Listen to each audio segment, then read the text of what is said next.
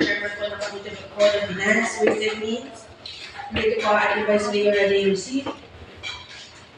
Ating Vice Chairman ng Finance si Councilor Mark Serrano at ang members po ng Finance si Councilor Mark Apalo at Councilor Emily Turon. At gusto ko lang po i-recognize na rin po ang presence ng ating SB Secretary, si Ate Rose Maswil, si ating mga representatives from Market Office, si Ate Esper, si Ate Lisa, at si Ate Leslie. At I ko recognize po ang presence po ng Barangay Captain po ng Barangay 61A, Tanong, na si Kapitan Renaldo Montoya. Meron din na kanyang treasurer na si Ma'am Vivian Ocampo. Meron din ang kanyang secretary, si Norin Antolita. Norin Lim. Nagulat ako. So, ganda nga po, no? Ay lang narito kayo ang delivery po, ang proposed annual budget for 2026 na Barangay 618, ano? Review muna tayo, Kap. So, anong araw po nagaganapan yung session according to your IRP? Anong araw? Sige. First and third Saturday po, ma'am. Around 9 a.m. Okay, so manifest naman po sa inyong mga ordinance or solutions ay okay naman po ang inyong mga dates and numbering maliban lamang sa page 2. Sino po kayo ito? Sa page 2, yung letterhead. Sino gumawa nito? O baka hindi ka doon, Ako, ma'am, hindi ko lang secretary. Hindi ko po na kasi nangyarap po ako ng 10 minutes. Okay, ayos po. 61A kayo, ano? Yes. Si 61 62.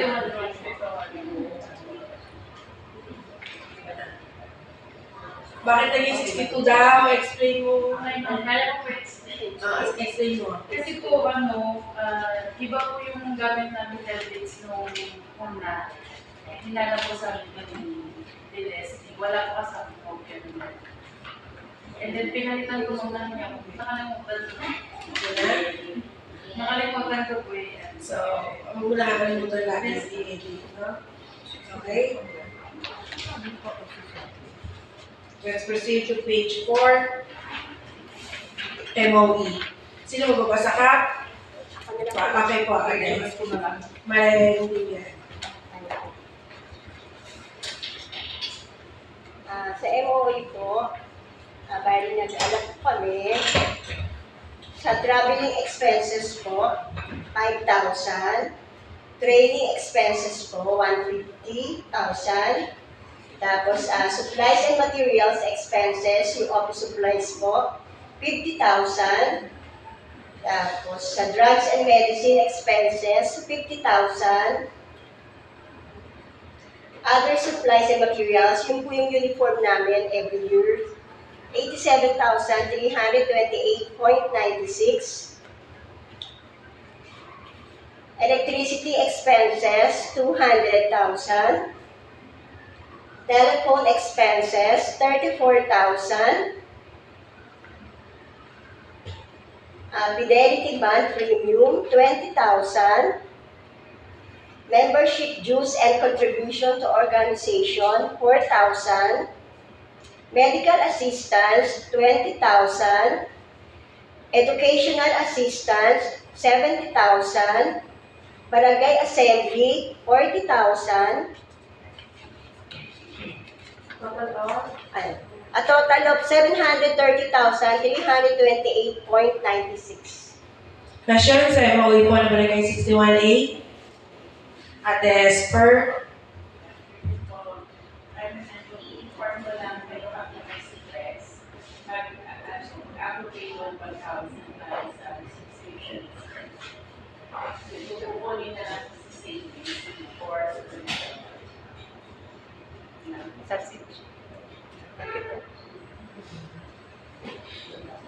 Okay na?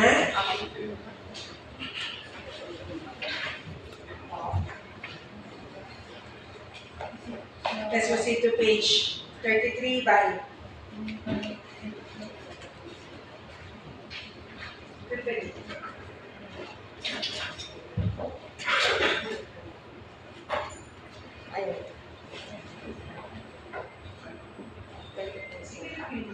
Ayun.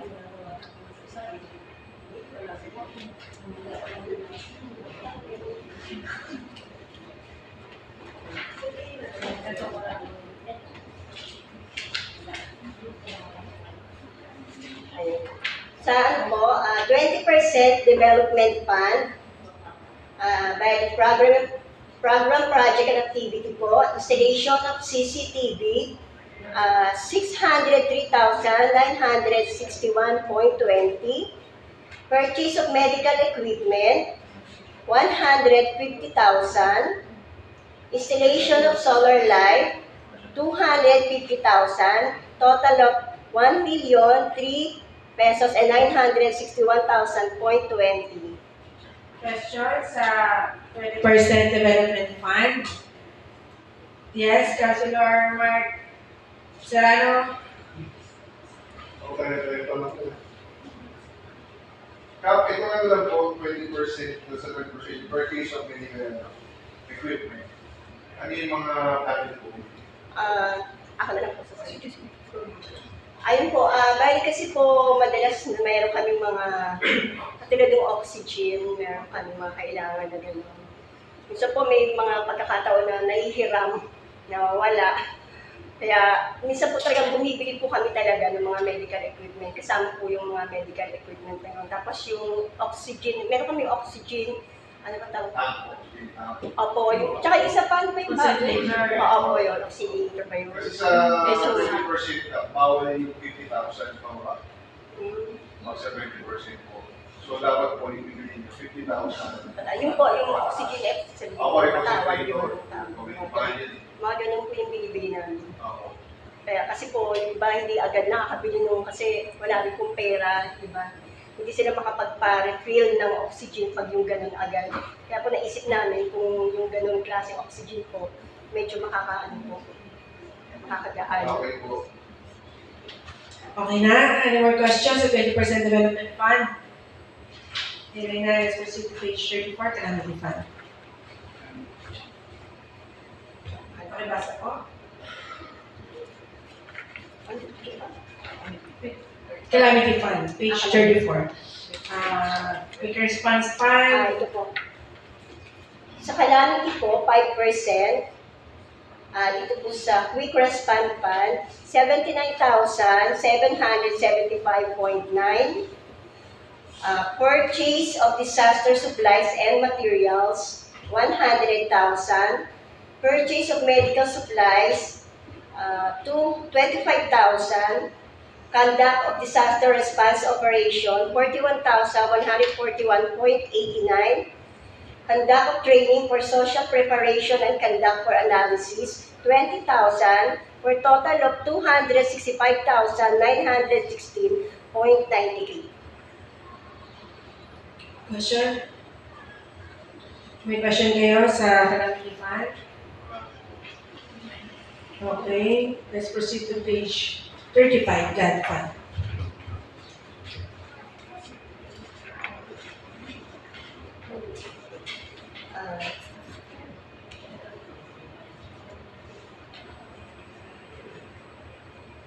Ayun po, 5% po ng Gender and Development Fund. Yung 100,000 pesos po, Capacity Development Program on Gender Sensitivity Training, Gender Analysis. Yun po yung para sa seminar. Tapos po, yung 100,000, purchase ICT equipment for the establishment of GAN database. Bali ano po kami, mag-purchase kami ng laptop at saka ng printer po para po sa gamit ng barangay secretary po. Violence Against Women and Their Children Program Services, 65,916.98 for the total of 265,916.98.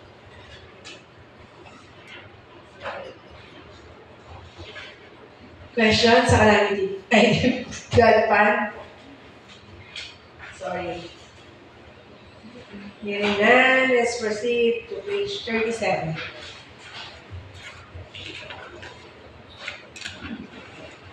Ayan. 1% general fund, senior citizen and person with disability. Health and Nutrition Program for Senior Citizen, 26,591.70. Health and Nutrition Program for PWD, Provision of Sanitary Kit, 26,591.70 for the total of 53,183.40. Questions page 37.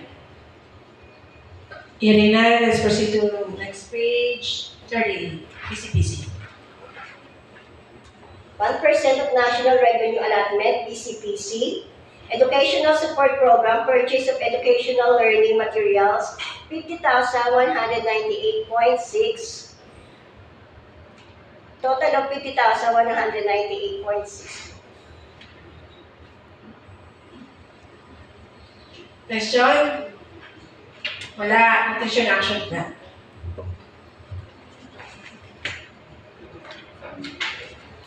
Nutrition Action Plan, conduct lecture of health for nutrition program for children, 10,000 pesos, total of 10,000 pesos.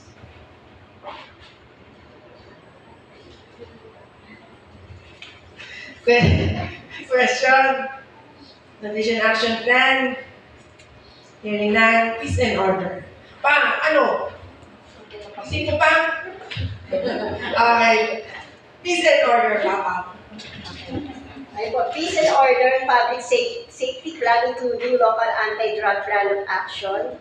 Orientation for BADAC, auxiliary team in their role and function and campaign against illegal drug trade, 5,000 pesos. Information campaign for drug-related, advocacy campaign about drugs, 5,000 pesos, for the total of 10,000 pesos. Okay, questions sa peace and order? Solid waste management. Solid Waste Management Program, conduct of Clean and Green Advocacy Drive Program, 5,000 pesos, total of 5,000 pesos. Question? Hearing none. Any more question, comment, suggestion po sa buong budget ng 61A? Wala na. Kayo po, meron po ba kayo gusto sabihin? Meron ka pa gusto sabihin? Mayamin ka pa. Anyway, gusto ko lang po i-remind po, no? Na sa darating po na second quarter po, no? Ngayong taon, may magkakaroon po ng seminar po ang budget natin. Ganun po ang ating committee po ng finance.